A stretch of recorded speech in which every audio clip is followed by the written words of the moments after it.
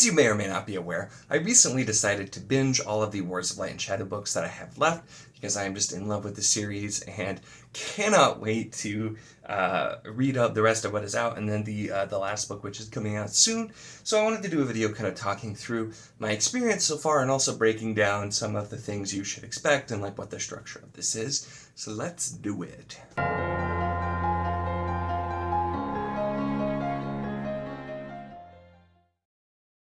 Hello and welcome to my channel. In this video, like I said in the intro, we're going to be talking about the Wars of Light and Shadow, breaking down the structure of this series, kind of giving you some ideas of what to expect, and talking through just my experience with the series so far, because I have just been absolutely in love. And the first thing that I want to talk about is this is broken up into 5 different arcs. So book 1, Curse of the Mistwraith, which is also arc 1, is where we first start our journey. It's where you have Arathon and Lysair, who are half-brothers. They're both princes, they share the same mother, and their fathers are enemies on the world that they are on, and they find themselves then pulled into a much, much bigger thing that's going on as they end up on Aethera, which is through a world gate, and then are the ones destined to be able to stop the Mistwraith, which has choked out sunlight on this world for 500 years.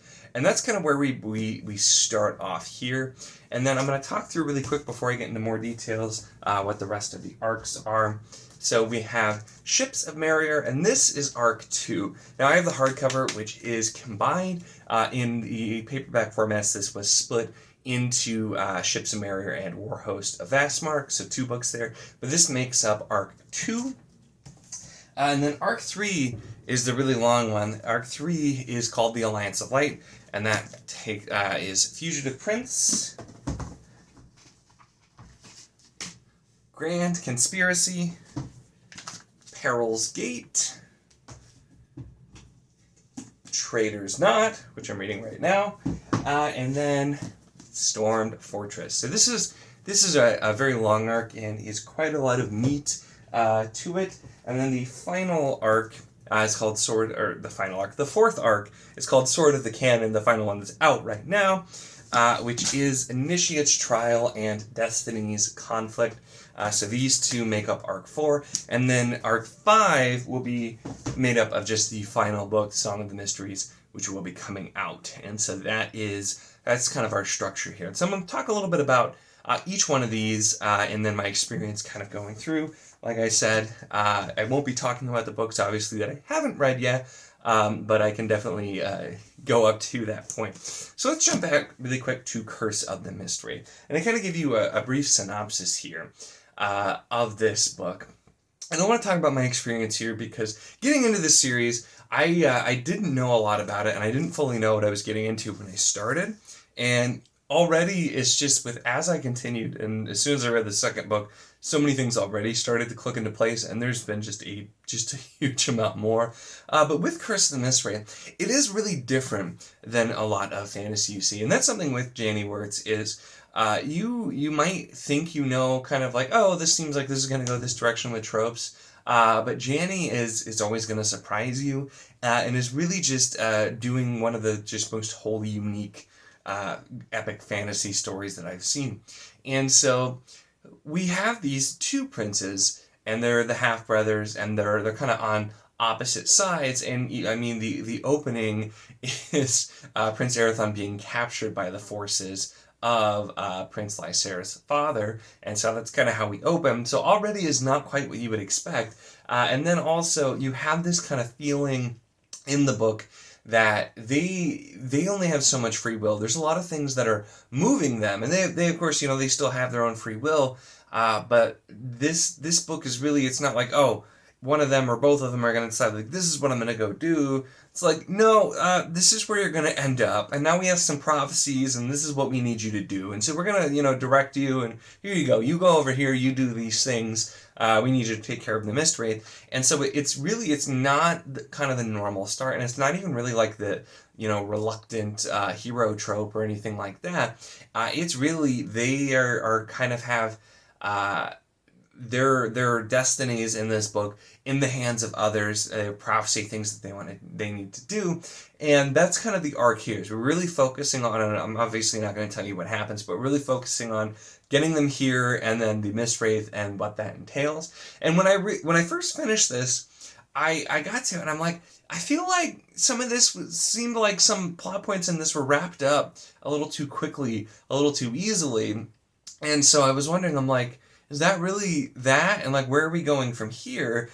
And then as soon as you get into the next book, Arc 2, Ships of Merior here, that's where it really starts to show you, okay, yeah, nothing is quite as simple as it seems. There is so much more that is going on. And Ships of Merior is where I really fell in love with this series. Curse of the Mistwraith was a great book, and like I said, looking back at it now, and already, I can't wait to reread, even though I'm not done reading the series for the first time yet, but looking back at it now and thinking about the things in there are so many things I completely didn't see, didn't understand yet, because I hadn't gotten all the information, and it's really one of those series that I know is going to reward rereading, because the books really do build off of each other, and as you get further in, the books make the next installments make the previous installments even better. But Ships of Merior, Arc 2 here, this is the book that I like to say is where we're starting to kind of see the direction that some of this is going to go, but we're also really focusing on the characters and what they're doing. And this is, despite being a very epic fantasy with a huge world and just insane world building, this is also a deeply character-focused series. There's a lot going on with the plots, and the further you get, the more you find out what's going on. But we're so focused on the characters and their emotions and understanding them and understanding the mindset that they're in. And this book is where we really start to have characters kind of in situations where they really have to determine what they want to do, where there's often not really a lot of good options. And so we get to focus a ton on the characters, on their emotional states, really digging in, learning about them. And I feel like if you're not interested in the characters here, you never will be, because the things it makes you feel for all of these characters and just really getting in deep, especially the nature of the magic here, a lot of it has to do with, understanding nature and the world around you and others. There's a lot of focus too. The princes do have instilled in them magically from birth as a part of their lineage. Arathon has the gift of compassion, so he is, by a part of his very own nature, is more prone to being compassionate, and Lysair has the gift of justice, and so he's always looking for justice, and that's an instilled part of his nature. And that goes back to what I was saying with, there are aspects of these two princes' lives that are somewhat foreordained for them. They have these traits, but they still very much are choosing what to do as well. But like I said, things are a lot more complicated, and it's not always as simple, and the elements from book one and the things that are set up in book one are still incredibly relevant all the way up through the series. And like I said, is one of those things where you realize more and more. Ships of Merior, though, in this second arc, is what made Arathon my favorite character, and I'm not going to say why, obviously, but I already liked the character, but it's just absolutely, some of the things with Arathon specifically is what really just made me fall in love. But so book two, and while there are some huge big things that happen and climaxes here, you get a climax in the first book, of course, too, and in everyone, but book two is we really start to kind of up the ante a little bit with what's going on, and so you feel like, okay, we're really getting somewhere. And then, let me tell you, then you get into Arc 3, where you really find out how little you actually knew. And so, Arc 3, like I talked about, the Alliance of Light, starts with Fugitive Prince and Grand Conspiracy, and both of these books are really kind of doing a lot of build-up. Fugitive Prince is where we're kind of going, and we're continuing to move a lot of things into place.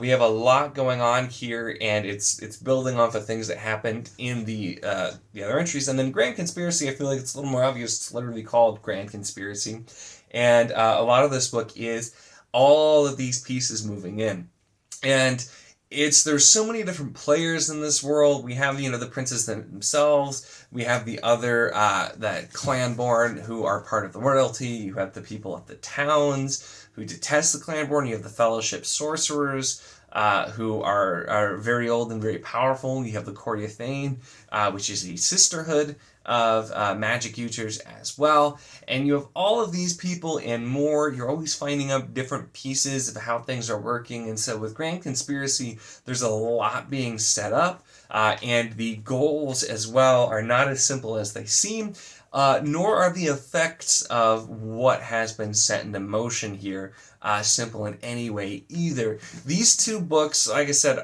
there's still a lot that's going on. You still get very much a climax in each one, but in retrospect, you don't even necessarily realize all of it at the time, but especially after you get to the next book, which is Peril's Gate, you kind of realize how much was going on and how important it is to the series. And then Peril's Gate really is kind of the pivotal book of the series. And that's something that I agree with. It's also something Janny Wurts said, so I'm not just pulling out.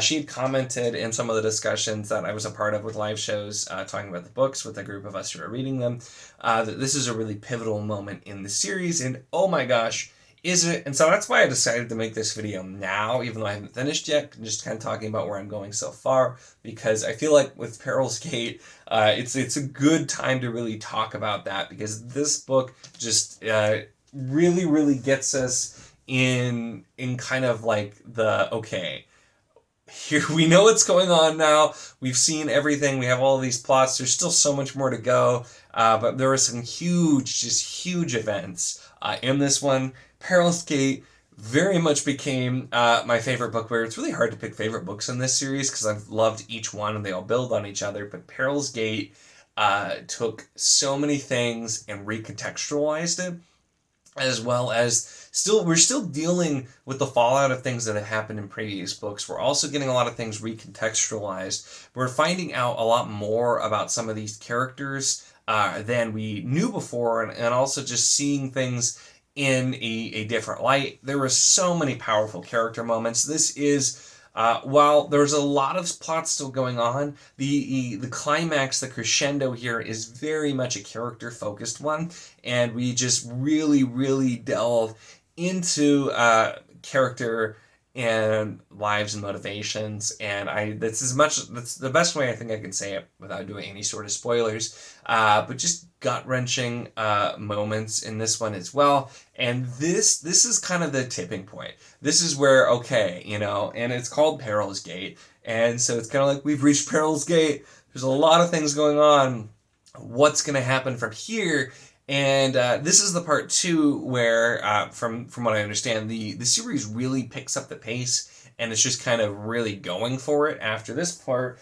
And I meant to film this before, but considering I'm actually pretty deep, good chunk into Traitor's Knot, which is the next book, it's the 4th book, second to last in the Alliance of Light, I can absolutely confirm the pace is unreal in this book. This just kicks it off immediately, and it starts so very close after what's happened with this book. There are kind of, as we go along, there's a decent amount of time that's passing, which also is handled extremely well. But here's where we're really introducing even more elements, and there is a specific, very large, very important plot item that's really brought to the fore in Traitor's Knot, and it's one of those things that I was thinking about it, and I usually when an author brings something like this, it's something we haven't really talked about, and now it's very important. Usually it's like, oh, okay, we're just doing this now. Where did that come from? But the thing is, there were some very, very subtle hints that we were going to go in this direction, and then there were others, as we go along, it was introduced a little bit more and more.